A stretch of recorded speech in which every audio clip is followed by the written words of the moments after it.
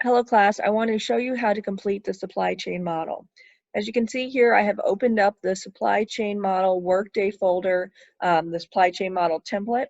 And so this information is provided to you to input into the template that you will find under in-class model. So this is kind of a look at what the template looks like. These numbers are different than the template that you find in the in-class because these are the numbers that are pulled from the workday problem template questions. That is a mouthful.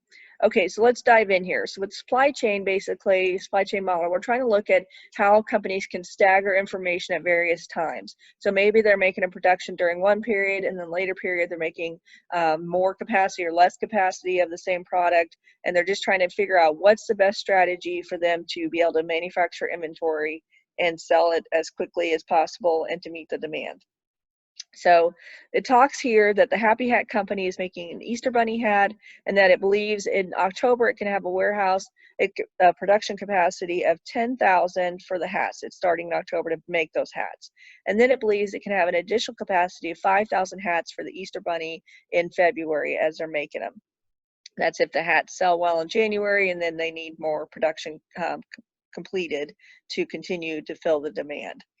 The cost of production for the hats is $2 and the selling price is $15. There's a dollar holding cost if anything's left in inventory after March 1st.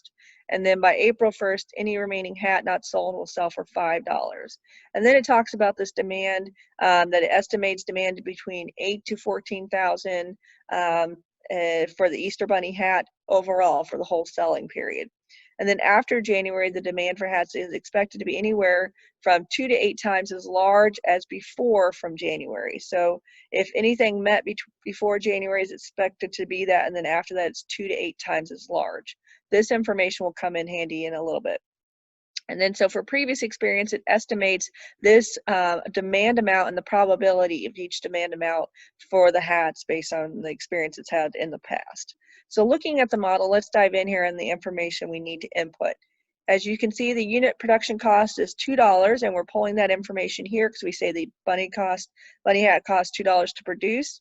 The selling price is $15, so we'd input that price here. And then we said the markdown, if anything's left over, was going to be $5, and we found that information from right here. If it's not sold by April 1st, it's going down to $5. And we also see that the holding cost is $1, and we find that information here from the holding cost is $1 for anything left in inventory after March 1st. And then we see the early capacity and the late capacity of 10,000 and 5,000, and those amounts are found here where we say the early capacity is 10,000 hats and the later capacity is 5,000. Then we can see here that we have these other blue items to fill in, and this is demand during early period, and that's where we're saying in the early period before the second wave of production, we talk about from here we believe that the demand probability is as follows, and so we have these values here, 8,000 at 15%. So we can see here 8,000, 15%, 9,000, 18%, etc.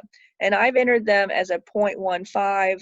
I believe it works the same if it's entered as 15%, if you type in 15%, but either method works.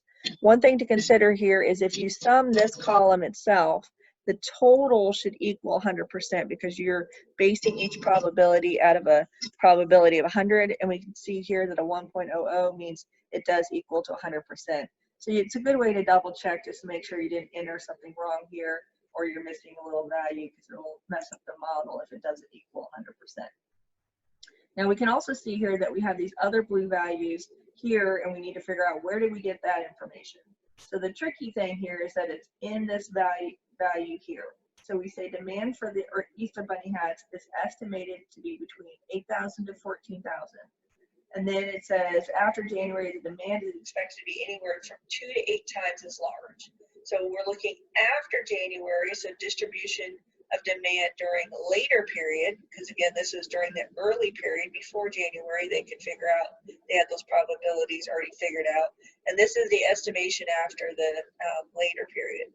So we have 2 to 8 times, as we can see here, because we see it says 2 to 8 times. So what we do is you go through 2, 3, 4, 5, 6, 7, 8. These are the times. And then the probability, we can see here, it says could be anywhere from 8 to 14,000. And so what we need to look at is the probabilities here were 8 to 14,000. And the weird thing about this model, and it's kind of tricky, is basically you're inputting the same probabilities that were given for these values, and you're just inputting them over here. Not really sure why they set up the model to look like this, but that's just the way it's done, so it mimics. So basically I would highlight these here, and then you can go Control copy, Control C, you come over here, and then what you can do is you can do the the transpose, and you can place those below because it just flips the column this way, or you can manually type each one in. The next part of the information, because as we can see here, we have the details of what we need to complete in the in-class model, is we need to set up all the values in blue like we have, and then we need to go ahead and create the range names for these names in particular here. So when you create the range names, you have to go through here and create these range names as I've set up here. Sorry if I can find them down below. I don't have to paste them. But you want to go through and create the range names. So again, creating range names is pretty easy. All you would do is go to formulas, and then you go create from selection, and then you'd highlight both the name and the column, and it says, okay, you pulled that information from there, and you click OK.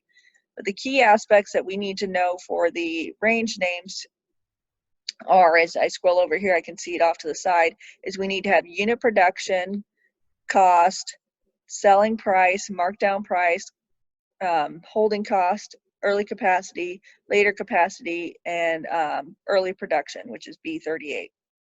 So if we go back here into our formulas, just to make sure we're looking at the right thing, those are those values there that we would need to name. On this.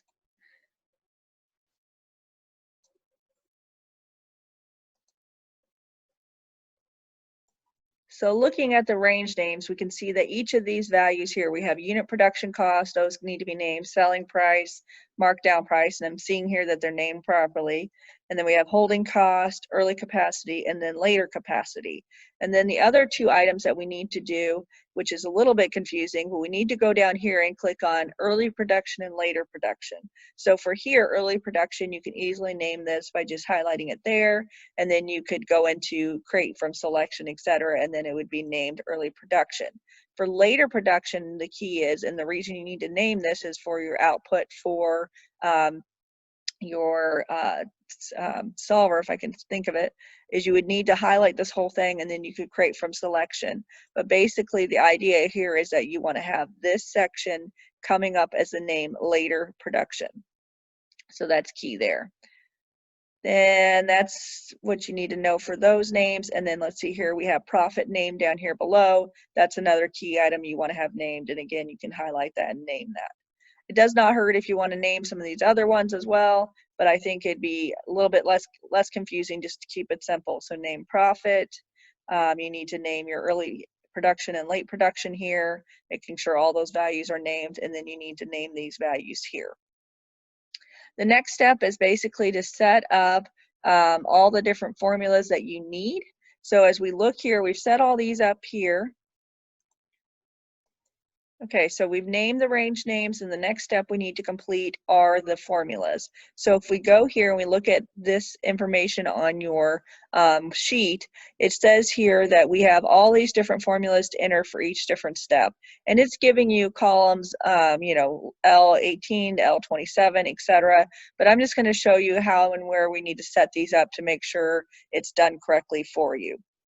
Now, I'm not 100% sure if you need to adjust this model for, or adjust the template for the model that you're going to have the information from the supply chain. If so, you can do that as you work through it. But just keep in mind what I'm showing you here. So we can see here that we have 7 rows of different information for multiple of the early demand. It's just 7 rows in here. So that's why we have 7 rows of green, and that's information that helps us when we're later coming down here. We want to have 7 rows as well, and 7 rows as well as you're filling this information out. If you have multiple rows and it comes in zeros, I don't think it really affects anything. I'm just giving you a heads up that you may want to delete some rows that you don't need if you find that to be the case in your template. So starting out with the first formula, what we need to do is enter in this first green cell here is the formula equals $A 18, so we're referencing this value here, times B $13. If your numbers are off on different rows, you would need to adjust the model to do that. Hopefully it all lines up the same. And then what you need to do is just click and drag it over across the line. And as you can see, when you come over here, each one's referencing the new row and column it should be on. So that looks good. And then once you've clicked and dragged it across, you would just click and drag it down to fill in that formula. And that's all you got to do for that one formula. So enter formula here, and then just basically click and drag it across for filling in those green sections. We do not enter any formulas in here. As you can see, these are numbers that are populating. These are values that will populate when Solver runs. So you leave that part alone. The next formula you enter is in production cost, and that formula is equals unit production